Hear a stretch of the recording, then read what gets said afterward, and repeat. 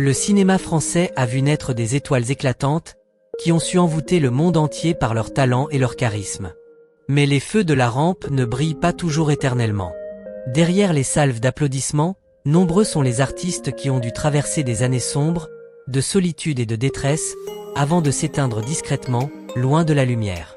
Dans cet épisode, nous replongerons dans le passé, rouvrirons les pages d'existence marquées par de multiples bouleversements et découvrirons le destin tragique de ces talents qui ont fait la légende. Harry Bor, né le 12 avril 1880 à Paris, fut l'un des plus grands acteurs du cinéma français des années 1930. Il est surtout connu pour son rôle de Jean Valjean, empreint de force et de profondeur émotionnelle, dans Les Misérables, 1934, alors qu'il avait 54 ans, une incarnation devenue classique et entrée dans l'histoire. Le succès se poursuivit avec Poil de carotte et de nombreuses autres œuvres qui hissèrent Bor au sommet, célébré comme un véritable monument du cinéma français. Pourtant, la Seconde Guerre mondiale effaça cette gloire. En 1942, il fut arrêté par les autorités nazies, accusé à tort d'être d'origine juive et soupçonné d'appartenir à la résistance. Les mois d'emprisonnement et de torture brutale le brisèrent physiquement et moralement. Lorsqu'il fut libéré, Bor n'était plus le même homme. Santé ruinée, carrière détruite, amis éloignés, fortune dissipée. Le 8 avril 1943, à l'âge de 62 ans, il mourut dans un modeste appartement parisien, sans un sou en poche, laissant derrière lui le souvenir douloureux du destin tragique d'un immense talent broyé par l'histoire. Renée Falconetti, née le 21 juillet 1892 à Pantin, en France, est une actrice qui a laissé une empreinte immortelle grâce à son rôle de Jeanne d'Arc dans le chef-d'œuvre La Passion de Jeanne d'Arc, 1928, de Carl Theodor Dreyer. Elle avait alors 36 ans, et son visage pur ainsi que son regard rempli de douleur ont su transmettre toute la tragédie de la sainte, donnant naissance à l'une des interprétations les plus célébrées de l'histoire du cinéma. Pourtant, après ce triomphe retentissant, Falconetti se retira soudainement du grand écran pour ne se consacrer qu'au théâtre. Lorsque la Seconde Guerre mondiale éclata, elle quitta la France, passa par la Suisse puis s'exila jusqu'en Argentine pour fuir le conflit. Là-bas, privée des feux de la rampe, elle sombra peu à peu dans la précarité, vivant dans des chambres étroites et dépendant du maigre soutien de quelques connaissances. Ce grand talent d'autrefois, tombé dans l'oubli, s'enfonça dans la solitude et la maladie. Le 12 décembre 1946, à l'âge de 54 ans, Renée Falconetti mourut dans la misère à Buenos Aires, laissant derrière elle le souvenir poignant d'un destin aussi brillant que brisé, celui d'une artiste qui avait livré toute son âme à l'art à travers un unique rôle éternel. Mireille Balin, née le 20 juillet 1909 à Monte-Carlo, fut l'incarnation de la beauté et de l'élégance du cinéma français des années 1930. Le public se souvient surtout d'elle dans le rôle de Gaby Gould aux côtés de Jean Gabin dans Pépé le Moco, 1937. Elle n'avait alors que 28 ans, et sa beauté aristocratique, son regard envoûtant firent d'elle une vedette incontournable. Pourtant, le destin bascula tragiquement pendant la Seconde Guerre mondiale. Sa relation sentimentale avec un officier allemand lui valut d'être accusée de collaboration, ce qui provoqua le rejet du public et son exclusion du monde du cinéma. Après la guerre, elle vécut recluse, écartée des plateaux, minée par la maladie et la solitude. De la gloire des grands écrans, Mireille Balin sombra dans la misère, contrainte de se contenter d'une petite chambre parisienne et de dépendre du maigre soutien de quelques amis. Le 9 novembre 1968, à l'âge de 59 ans, elle mourut dans un hôpital modeste, sans laisser de fortune, refermant ainsi le livre tragique d'une beauté qui avait jadis envoûté la France entière. Dominique Davray, né le 27 janvier 1919 à Paris, fut un visage familier du cinéma français, avec une carrière s'étendant sur plusieurs décennies, bien qu'elle ait surtout incarné des rôles secondaires empreints de caractère. Elle est surtout connue pour son interprétation de la concierge de l'hôtel dans Cléo de 5 à 7, 1962, d'Agnès Varda, alors âgée de 43 ans, où elle apporta au film une touche à la fois vive et authentique. On la retrouve également dans Les Parapluies de Cherbourg, où sa présence contribua à enrichir le tableau cinématographique des années 1960. Pourtant, la lumière de l'écran ne lui assura jamais une véritable stabilité financière. Avec l'âge, les propositions de rôle se firent plus rares, et elle vécut dans un appartement vétuste d'un quartier populaire au nord de Paris, dépendant de modestes allocations pour subsister. Sans famille à ses côtés et affaiblie par la maladie, Dominique Davray passa ses dernières années dans la solitude et la précarité. Le 16 août 1998, à l'âge de 79 ans, elle s'éteignit presque dans l'oubli, ignorée des médias comme du grand public, refermant discrètement la vie d'une actrice qui avait consacré toute son énergie au cinéma sans jamais accéder au premier rôle. Jean Panis, né le 3 avril 1928 à Marseille, fut un visage familier du cinéma et de la télévision français, particulièrement apprécié du public pour ses seconds rôles dans les adaptations des œuvres de Marcel Pagnol, comme Manon des Sources, ainsi que dans de nombreux films empreints de l'âme provençale. Lorsqu'il interpréta Manon des Sources, 1952, il n'avait que 24 ans.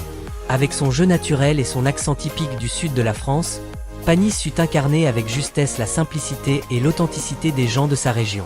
Tout au long de plusieurs décennies, il resta attaché à des rôles secondaires, sans jamais devenir une vedette de premier plan, mais en laissant toujours une empreinte mémorable. Cependant, cette carrière fidèle ne lui assura jamais une vie confortable. Avec la vieillesse et la maladie, Panis vécut dans un petit appartement de Marseille, contraint de multiplier les petits travaux pour subsister. Presque oublié du milieu cinématographique et privé des hommages qu'il méritait, il s'éteignit le 1er janvier 2021, à l'âge de 92 ans, dans la pauvreté et la discrétion, laissant derrière lui le regret d'un talent persévérant qui avait dédié toute sa vie à l'art sans jamais connaître pleinement les feux de la gloire. Anissé Alvina, née le 28 janvier 1953 à Paris, était une actrice talentueuse que l'on espérait voir devenir une grande star du cinéma français. Elle s'est fait largement connaître grâce à son rôle principal dans le film Les Pétroleuses, 1971, aux côtés de Brigitte Bardot. À seulement 18 ans, avec sa beauté fraîche, son regard limpide et son style libre, elle a rapidement conquis le public.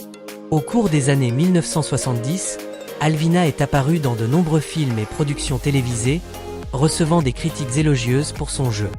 Cependant, des choix de carrière instables ainsi qu'une vie personnelle marquée par de nombreuses turbulences ont progressivement fait décliner sa trajectoire artistique. Dans les années 1990, elle a presque disparu des écrans, contrainte de vivre discrètement et de faire face à des difficultés financières. Rongée par la maladie, Alvina ne disposait pas des moyens nécessaires pour bénéficier de traitements adaptés et devait compter sur l'aide limitée de ses amis.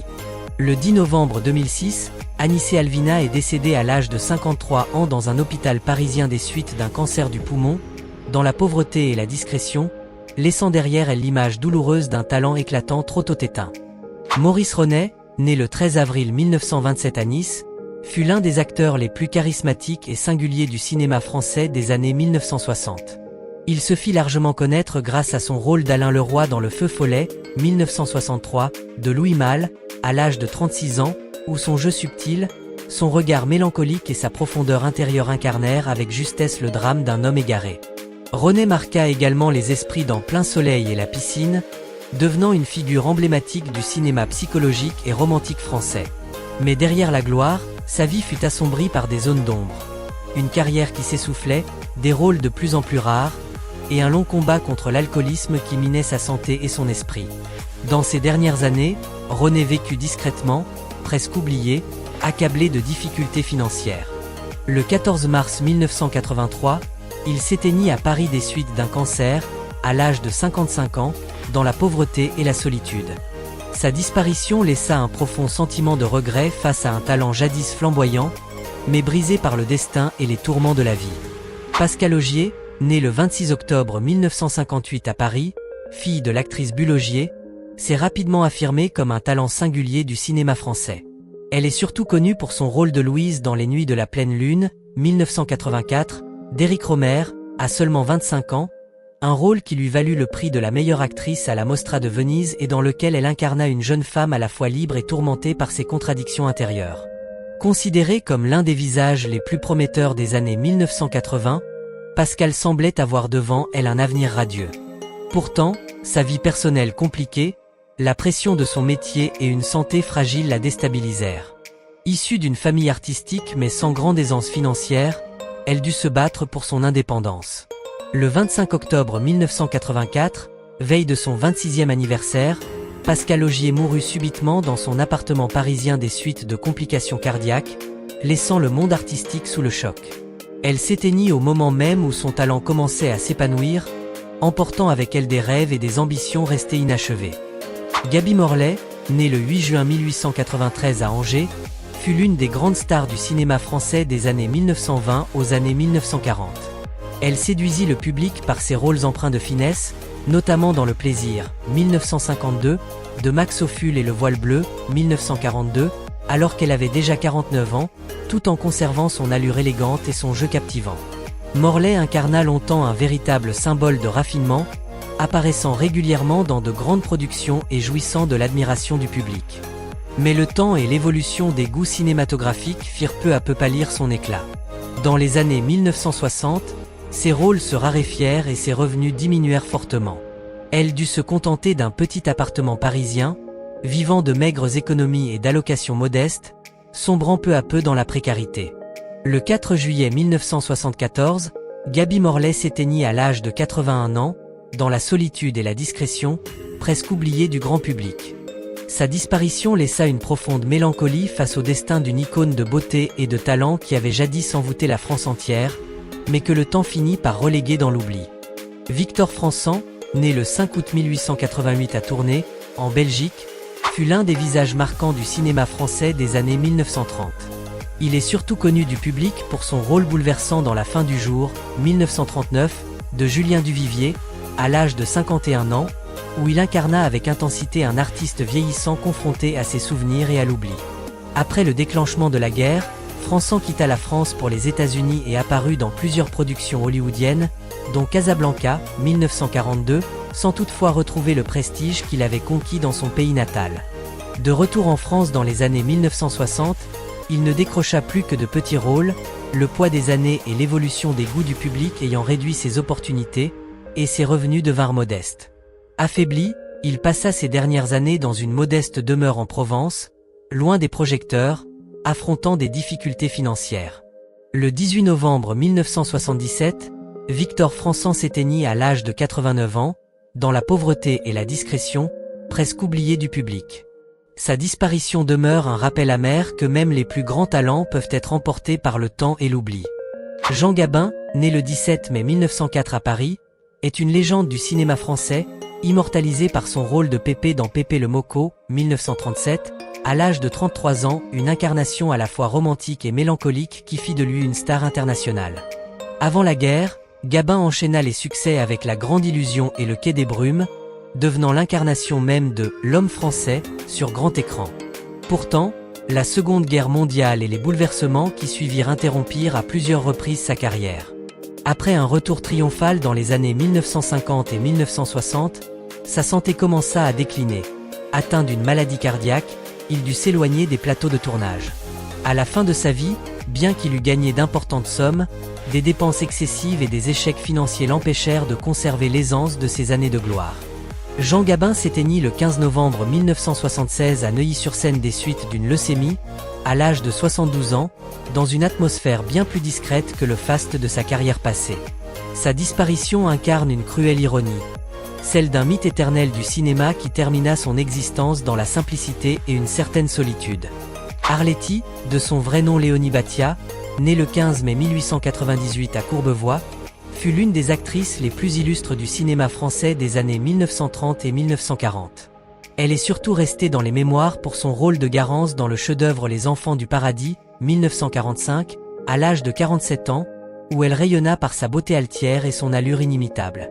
Pourtant, sa vie prit un tournant sombre durant la Seconde Guerre mondiale, lorsqu'elle entretint une relation amoureuse avec un officier allemand, ce qui lui valut d'être accusée de collaboration. Après la guerre, Arletty fut emprisonnée puis rejetée par le milieu du cinéma et par une partie du public. Bien qu'elle ait retrouvé quelques rôles secondaires par la suite, elle ne parvint jamais à reconquérir son prestige d'antan. La vieillesse s'accompagna de la maladie et d'une quasi-cécité.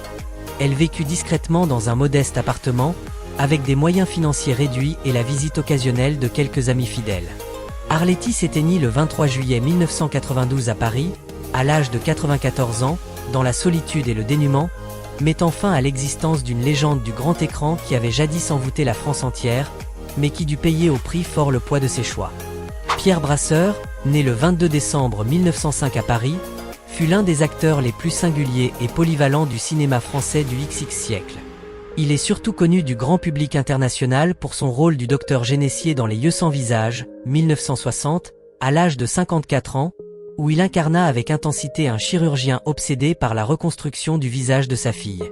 Brasseur s'était déjà imposé comme une figure majeure grâce à son interprétation dans Les Enfants du Paradis, 1945, confirmant son appartenance au cercle des grands artistes.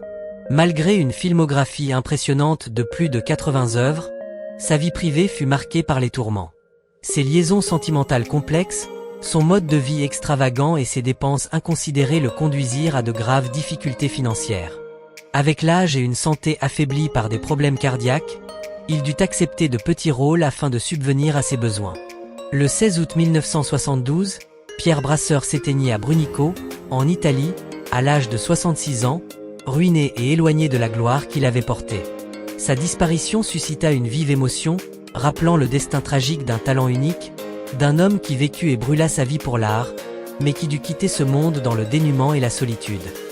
Danielle Delorme, née le 9 octobre 1926 à Levallois-Perret, fut l'une des actrices les plus élégantes et raffinées du cinéma français d'après-guerre. Elle se fit largement connaître grâce à son rôle dans Miquette et sa mère, 1950, à seulement 24 ans, où sa beauté intelligente et son jeu plein de charme la propulsèrent au rang de vedette convoitée. Delorme poursuivit son ascension avec des succès comme La vérité sur Bébé Donge, 1952, et Les Grandes Manœuvres, 1955, affirmant son statut de star. Mais derrière cette carrière brillante se cachaient de profondes épreuves.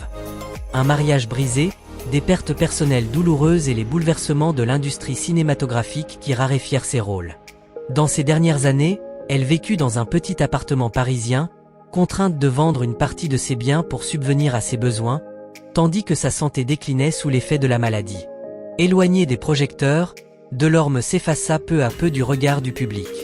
Le 17 octobre 2015, elle s'éteignit à l'âge de 89 ans, dans la simplicité et le manque, laissant le souvenir d'une icône de l'écran jadis resplendissante mais rattrapée, à la fin, par la solitude et l'oubli du temps.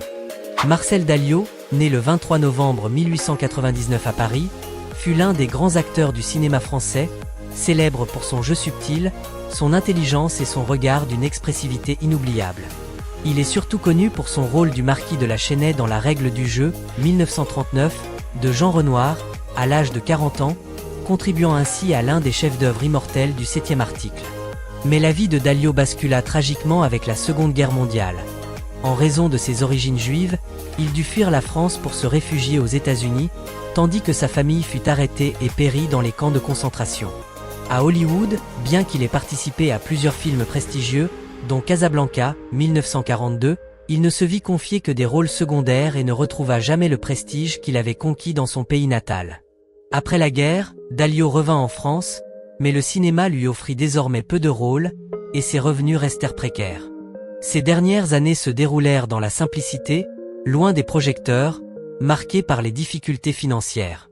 Le 18 novembre 1983, Marcel Dalliot s'éteignit à Paris à l'âge de 83 ans, dans la pauvreté et la solitude, clôturant ainsi le destin douloureux d'un artiste talentueux brisé par le cours de l'histoire.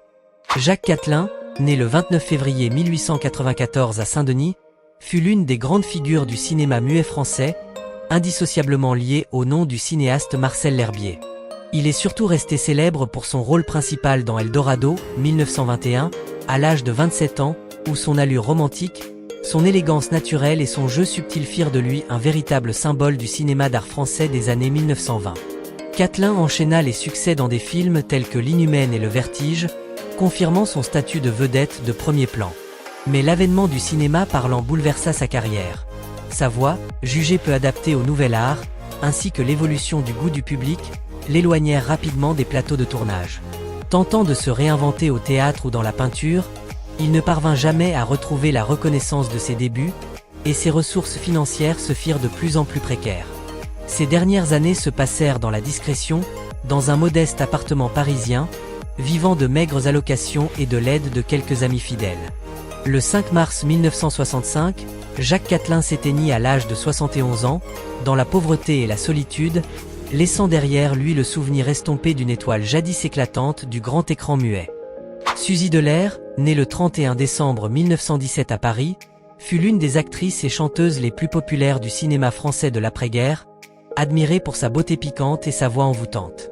Elle marqua durablement les esprits avec le rôle de Jenny Lamour dans Quai des Orfèvres, 1947, de Henri-Georges Clouzot, à l'âge de 30 ans, incarnant une héroïne à la fois séductrice et malicieuse, dans un film devenu classique.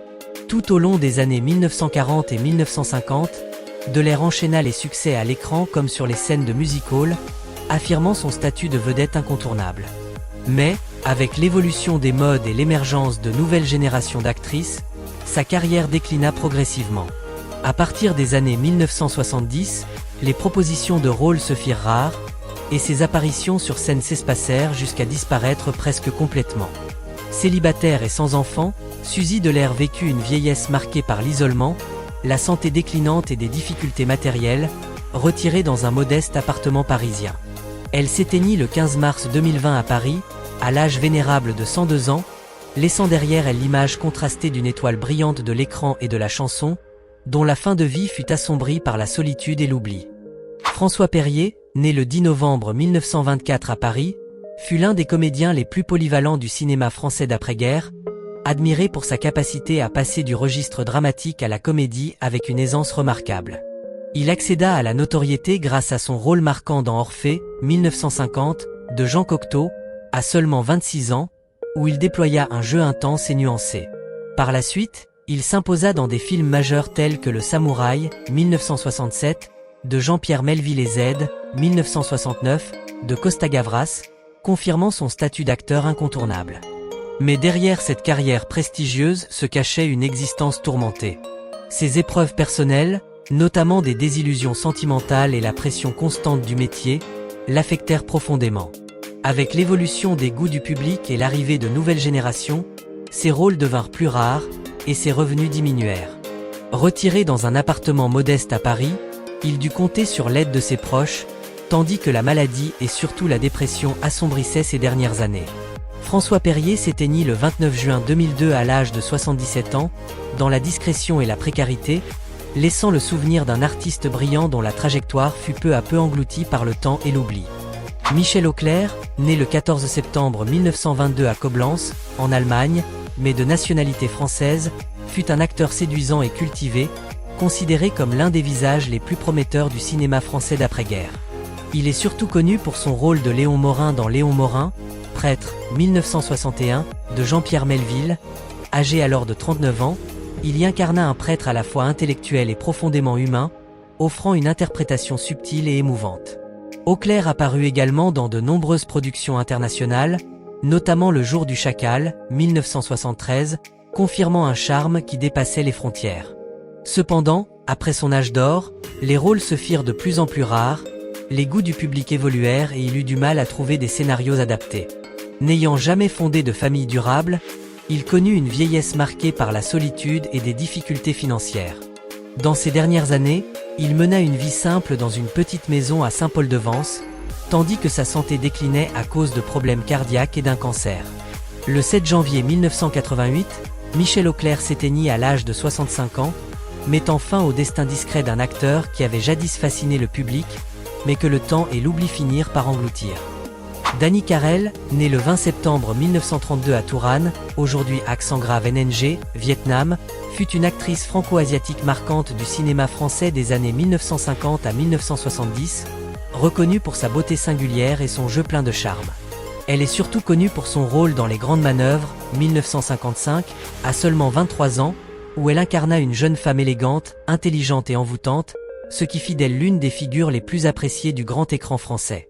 Carrel connut également le succès dans des comédies, des drames psychologiques et même des films plus sombres, confirmant sa polyvalence. Mais cette carrière éclatante ne dura pas éternellement. Dès les années 1980, elle disparut presque totalement des écrans, contrainte de lutter contre la maladie, notamment un cancer, qui fragilisa à la fois sa santé et sa situation financière. N'ayant jamais fondé de famille ni eu d'enfant, Dany Carrel vécut sa vieillesse dans la solitude et le manque, recluse dans un petit appartement et dépendante d'allocations modestes. Le 20 septembre 2023, le jour même de son 91 anniversaire, elle s'éteignit, refermant ainsi le destin d'une étoile autrefois brillante, mais que le temps et l'oubli finirent par recouvrir. Paul Meurice, né le 21 décembre 1912 à Dunkerque, fut un acteur majeur du cinéma et du théâtre français, célèbre pour son allure de gentleman froid et son jeu d'une finesse redoutable. Il est surtout connu à l'international pour son rôle de Michel de La Salle dans Les Diaboliques, 1955, d'Henri-Georges Clouzot. Âgé alors de 43 ans, il y incarna un directeur d'école cruel et manipulateur, contribuant à faire de ce film l'un des thrillers les plus marquants de tous les temps. Meurice brilla également sur les planches, où ses interprétations furent saluées par la critique. Pourtant, derrière la gloire se cachaient bien des ombres. Avec l'âge, les rôles se firent plus rares, tandis que sa santé se dégrada, notamment en raison de graves problèmes cardiaques. Ses dépenses fastueuses et des investissements malheureux le menèrent à des difficultés financières.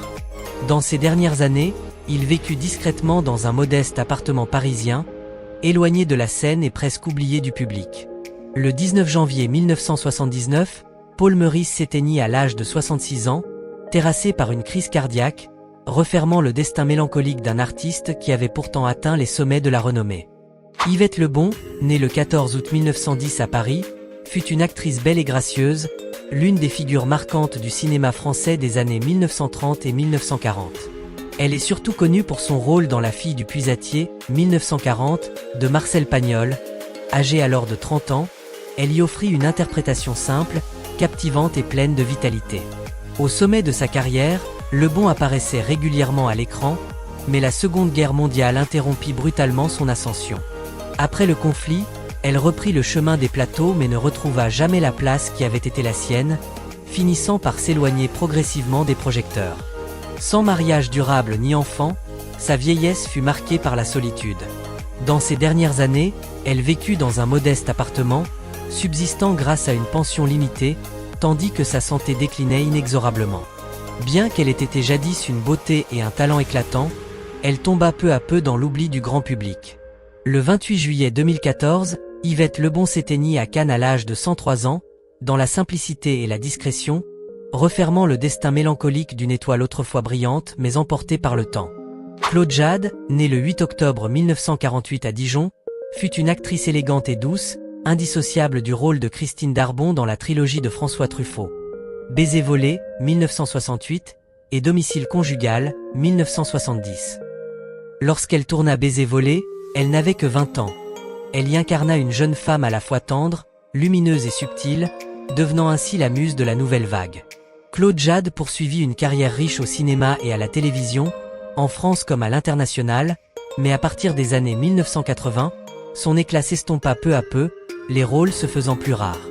Bien qu'ayant été une icône du grand écran, elle ne constitua pas un patrimoine considérable et mena une vie relativement modeste. Ses dernières années furent assombries par la maladie. Atteinte d'un cancer, elle dut cesser presque totalement son activité artistique, luttant dans la solitude, éloignée des médias et entourée seulement de quelques proches fidèles. Le 1er décembre 2006, Claude Jade s'éteignit à Boulogne-Billancourt à l'âge de 58 ans, laissant derrière elle la mémoire d'une beauté et d'un talent qui avaient jadis envoûté le cinéma français. Ils furent autrefois des visages qui faisaient vibrer le cœur des spectateurs, mais ils durent finalement affronter l'oubli et la solitude. Leurs histoires nous rappellent à quel point la lumière de la gloire est fragile, et qu'au-delà de l'écran se cachent des destins marqués par le sacrifice et la perte. Si ce récit vous a touché, n'hésitez pas à laisser un « j'aime », à vous abonner à la chaîne et à partager la vidéo, afin que nous puissions ensemble préserver la mémoire de ces artistes qui ont consacré toute leur vie au cinéma français.